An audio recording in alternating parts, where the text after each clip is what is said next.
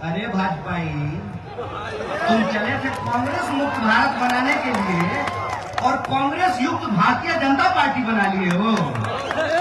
जिन कांग्रेस के नेताओं को ये परिवारवादी कहा करते थे, ज्योतिरादित्य सिंधिया जो कांग्रेस में थे तब परिवारवादी थे और जया शाह के पिताजी के साथ चाय पे चर्चा करते ही समाजवादी बन गए हैं। हाय रे बेईमानी! इस बेईमानी को आप समझिए कि जिस नेता का नाम कोई नहीं जानता है, टीवी वाले बड़ा बड़ा उसका नाम लिखते हैं कि कांग्रेस के वरिष्ठ नेता कांग्रेस छोड़ करके चले गए।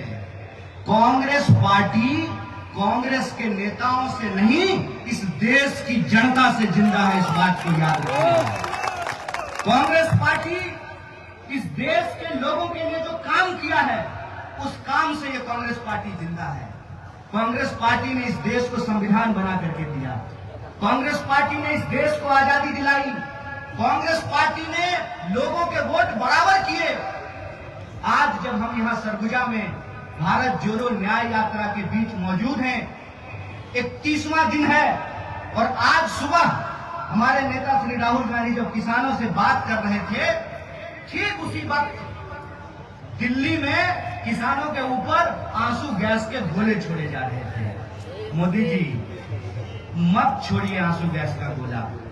ऑलरेडी किसान के आंख से बहुत आंसू बह रहा है। इस देश में किसान का बच्चा किसान नहीं बनना चाहता है, नेता का बच्चा नेता बनना चाहता है, डॉक्टर का बच्चा डॉक्टर बनना चाहता है, डीएम का बच्चा डीएम बनना चाहता है, वकील का बच्चा वकील बनना चाहता है, जज का बच्चा जज बनना चाहता है। लेकिन इस देश में अन्नदाता का बच्चा अन्नदाता नहीं बनना चाहता है। क्यों नहीं बनना चाहता है?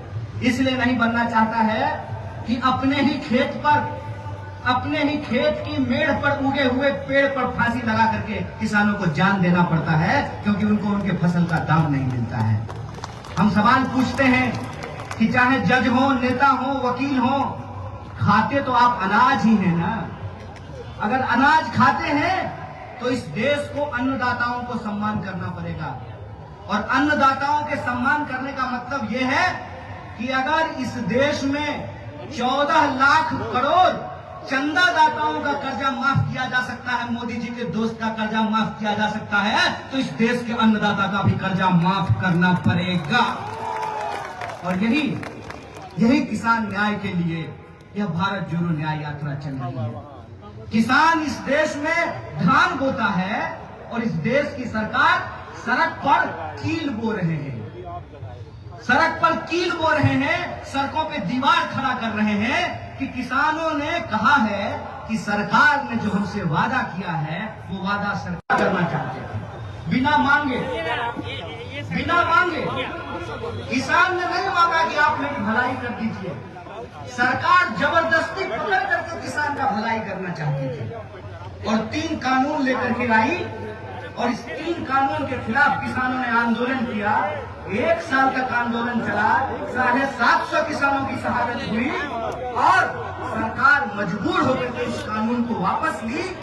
और उस बातचीत में, उस समझौते में सरकार ने यह कबूल किया कि हम आपको एमएसपी की गारंटी देंगे, एमएसपी को कानूनी दर्जा दिया जाएगा। स्वामीनाथन का नाम याद आया तो एक बात आपको बता देता हूँ। कितनी चालाकी है, इस चालाकी को आप समझिए कि एक तरफ किसान नेता चौधरी चरण सिंह जी को भारत रत्न दिया जाता है, स्वामीनाथन साहब को भारत रत्न दिया जाता है, और उसी वक्त इस देश के किसानों के ऊपर आंसू गैस का गोला चलाया जाता है, डंडे मारा जाता है, सर फोड़ा जाता है। यह खेल हम लोगों को समझना पड़ेगा।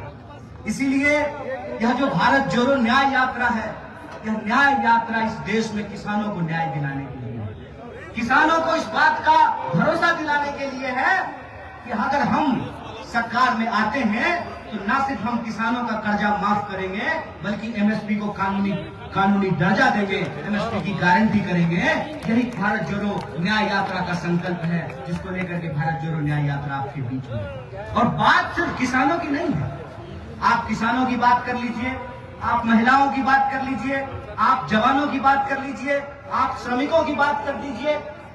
आज समाज का कोई ऐसा तबका नहीं है जिसके साथ गलत नहीं किया जा रहा है। और ये मैं नहीं कह रहा हूं, ये कांग्रेस पार्टी का मंच है और कांग्रेस पार्टी का एक कार्यकर्ता होने के चलते अनावश्यक हम इस सरकार की आलोचना नहीं करेंगे। सरकारी आंकड़ा कहता है कि देश में 45 साल में आज जितनी बेरोजगारी है, इतनी बेरोजगारी इस देश के इतिहास में कभी नहीं हुआ था।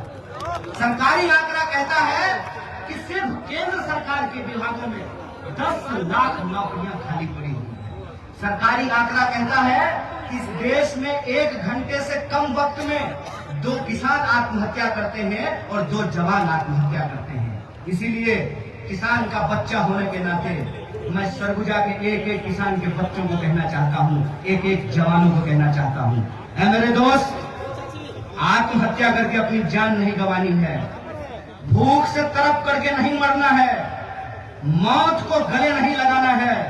अगर इस देश में मरना है तो अपने हक और अधिकार के लिए लड़ करके मरेंगे। इस बात को याद रखना, इस बात को याद रखना कि ये देश जितना मोदी जी के दोस्त का है उतना ही हमारा भी है। यह देश जितना गृह मंत्री का बेटा जय साहब का है उतना ही इस देश के किसान के बच्चों का भी है, मजदूर के बच्चों का भी है। इस बात को याद रखना कि अगर उनका 14 लाख करोड़ का कर्जा माफ किया जा सकता है तो हमारे किसानों का भी कर्जा माफ करना पड़ेगा। अगर उनका बेटा बीसीसीआई का सेक्रेटरी बन सकता है तो हमको भी नौकरी देनी पड़ेगी। इस बात को याद रखना। इसीलिए मैं आप सब लोगों को यह अपील करने के लिए आया हूँ। यह भारत जोड़ो न्याय यात्रा आपके बीच में आपके हक और अधिकार की रक्षा के लिए आई है।